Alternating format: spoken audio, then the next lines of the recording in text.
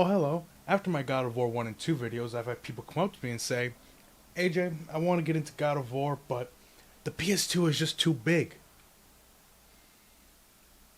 Oh yeah, well if they didn't say that, then why did they invent this?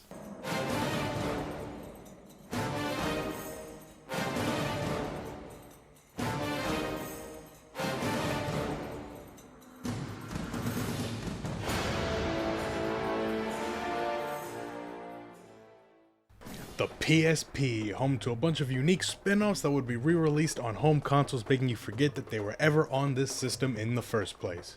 But that doesn't mean this thing is completely useless. I mean, it has a thumbstick. The PSP power-wise was pretty much just like a mini PS2, only not as popular. So while many of the major franchises would get in bed with the system, they often wouldn't commit with a full mainline game, which brings us to God of War Chains of Olympus. Now, this isn't actually the game, but this is a demo disc of the intro that I believe was bundled with certain releases of God of War 2. I found it today, so I had to put it in the video somehow. This game was pitched back when God of War 1 was released by Ready at Dawn Studios. It was teased in early 2007, pretty much confirmed when God of War 2 launched, and then confirmed by Cory Barlog. I know how to pronounce his name. With him stating that the numbered games would be a direct trilogy, and this PSP game would serve to further flesh out the world and character. Despite not being directly developed by Santa Monica, it still pushed the limits of what the PSP could pull off, and is the highest rated PSP game on Metacritic. It's hard to believe that a face like this was considered a technical feat. This game, along with the next PSP spin-off Ghost of Sparta, would be re-released on PS3 as part of the Origins and Complete collection, with a few changes to make them blend in more with the other games control-wise. I'm looking at this version and I think it's probably a contributor to why the game looks so off. Like, I can imagine this looking fine on a smaller screen. In fact, I know because the demo disc looks completely fine, but in HD you can see the edges where the effects were cut off, and it's very noticeable.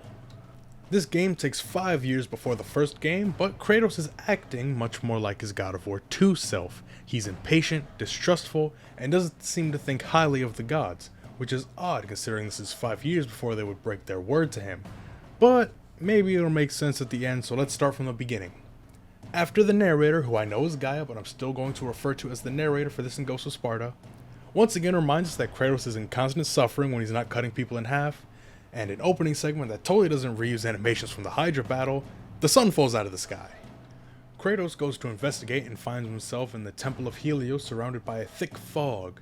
He finds a statue of Athena, who explains that someone kidnapped Helios, and with the sun gone, Morpheus put all the gods into a deep sleep. Kratos doesn't give a shit and demands Athena free him from his nightmares, and Athena is like, listen dumbass, the sun is gone, which should be the biggest concern to you, and the gods can't do shit for you if we're all asleep, so go fix the world. So Kratos ventures into the temple and finds out that Helios was taken by the Titan Atlas and is guided to wake up the steeds of Helios to bring the sun back into the sky and lead him to where Helios is. He does this, and so the steeds bring him to part of the underworld. Remember in God of War 1 when the underworld had this bright red look and was a great contrast to the rest of the game? Or that brief part in God of War 2 where you could see the red fires below you lighting up the climb out? Here, the depths of Hades are gray, just like the rest of the game. And I mean, the water is red, I guess it's just blood, but it's just fucking gray. By the way, does it feel like I'm skipping a lot? Because I'm not. This is really all that's happened in the game so far. I guess it's in line with God of War 1 and 2, but it just really isn't that interesting. Maybe because the game is only like 3 hours, so it feels like it's wrapping up faster than it should. The only somewhat interesting aspect is this melody that Kratos hears from time to time, which brings him visions of his daughter Calliope, which at first seems like illusions brought on by the fog, but it stays with him in the underworld. After losing a fight to this guy and then breaking out of Tartarus, Kratos follows the vision of Calliope until he reaches the gate that leads him to the fields of Elysium.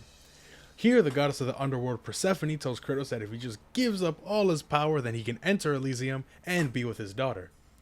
So naturally, Kratos does this without a second thought, potentially screwing over the world since he hasn't found Helios yet. Actually, he does screw over the world because Persephone straight up says if you do this, everyone's going to die.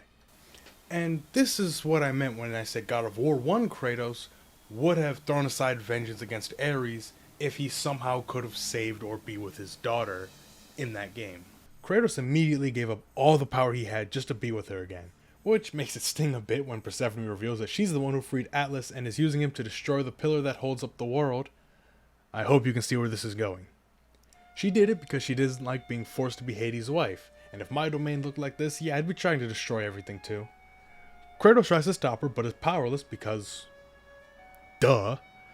So he has a choice to make, either stay with his daughter and both of them die a horrible death, or leave her forever and save the existence of everything. But here's the twist.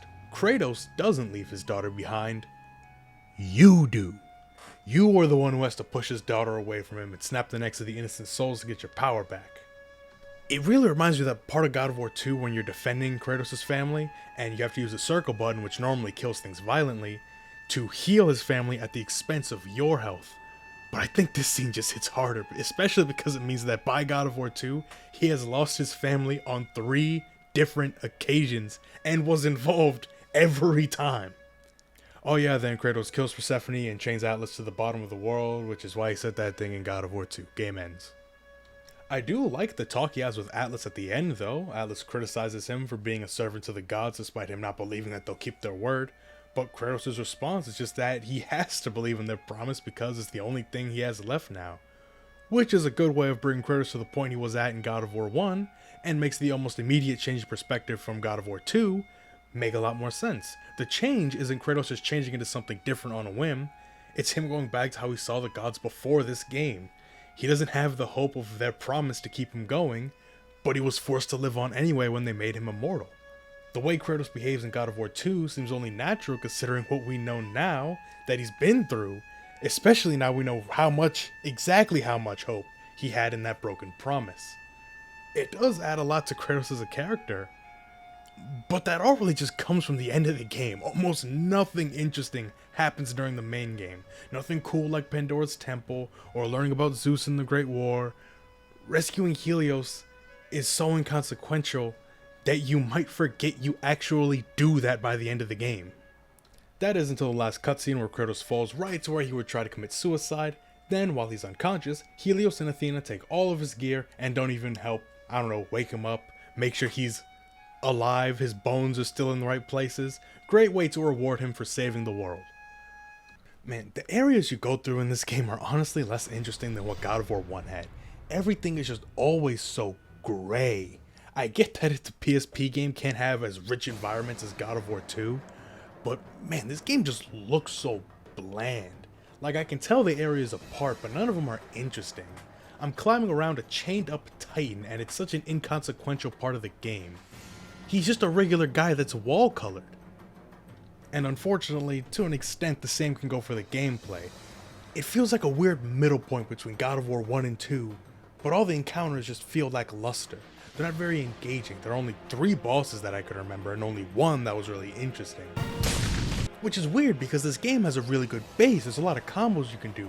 Almost entirely original enemies, pretty cool weapons and items. But this game is just so dull to play. Thankfully it's not very long, but I don't tend to look forward to playing this game. The animations also seem to have been mostly remade. Things like walking and dodging look different compared to last games, which feels off, but it's really just them being different. Nothing feels bad, it just looks weird, especially when the animations bug out like this, which in all fairness is the funniest thing I've ever seen. And a few of the animations just don't work right, whether it's because you're too close to a wall, or sometimes Kratos just doesn't have his blades in his hands. It's pretty funny. Some of the animations I actually like more, or at least notice more, like the backwards roll, and how much pushback there is when blocking before you get the shield. And when killing a bigger enemy, the camera moves in closer to give you a better view. Because of the PSP's limited buttons, magic is done by holding the R1 button and then pressing one of the corresponding buttons, and dodging in only the PSP release is done by holding both triggers and then moving the analog stick. Thankfully in the PS3 version, that's replaced with just the regular dodging, although I think you still can't dodge like that. But the magic stays the same, so it can take some getting used to. And I actually prefer this over selecting magic with the D-pad. This means that every magic ability is always available to use, you just have to remember the input. A few of the small abilities are also changed, but nothing really worth mentioning. The first magic ability you get is Efrit. This huge fire spirit comes down and burns everything in the area, easily the most useful magic ability. It's up there with Poseidon's Rage in my opinion. In fact, it looks cooler than Poseidon's Rage, and when it's fully upgraded is just fucking amazing. There's the Light of Dawn that looks goofy as shit when rapid firing. It's this game's projectile magic. I don't think I should have to explain how you're supposed to use it. Though it's worth mentioning that since I had tutorials and hints off, I didn't even realize that I had this for like half the game, so that would explain why I use it so little. And lastly, there's Charon's Wraith, which is kind of like Kronos' Rage, but green, so it's better. It has a pretty good range and is pretty useful at chipping away enemies since it sticks to them as opposed to being like a source of damage that's just on the field. In terms of weapons, the Blades of Chaos are pretty much the same as in God of War 2. The Sun Shield is pretty much just a parry, and the Gauntlet of Zeus is a single gauntlet that is extremely fun to use. Maybe it's just the idea of having one really big fist and the grabbing animation being funny, but I actually really like using this. The thing is though, you get it pretty late in the game. That's probably part of why the game feels so dull. There are less abilities than even God of War 1, and the only weapon that isn't the Blades of Chaos isn't found until a little past the halfway point. I will say the puzzles are fairly memorable, which is to say that they're more memorable than most of the encounters in the game. And some of them aren't memorable for good reasons. God, I hate pushing puzzles, especially this one. It's just tedious. You figure out the answer immediately, but then there's still like 2 minutes of just pushing shit. Throughout the game's story, it doesn't have the mystery of Kratos' past to carry it. This is a game about putting the sun back into the sky. It shouldn't be this boring. The only thing of value is the game's ending, which is really fucking good and adds a lot to Kratos' character for such a short segment, but it's all the way at the end of a game that barely holds my interest. Thankfully, like I said, it's not very long, like less than 4 hours on all of my playthroughs, even my hard mode playthrough, so take that for what you will. I can still recommend playing this game. It's still God of War, and I can even recommend playing it on the PSP because what I've played of the demo, it did feel a bit better there because it was made for the PSP. At least it looked more interesting there than on a HD TV. But the game still just kind of feels like it exists for the sake of existing. Like almost nothing special goes on in this game. And really that just hinders it a lot. God of War 1 and 2 were must-play titles. Everyone was talking about them. They were, dude, you gotta play God of War. Have you played God of War 2? But Chains of Olympus' biggest accolade is that it's really good for the PSP. But you take it out of that context and put it on the PS3, and it's still just okay, but you compare it to what the numbered games were doing, and it just doesn't hold up. Not a great entry, but thankfully, not a terrible one either. So next time, let's fix that by looking at Shadow the Hedgehog. Just looking at it, I don't actually want to play it.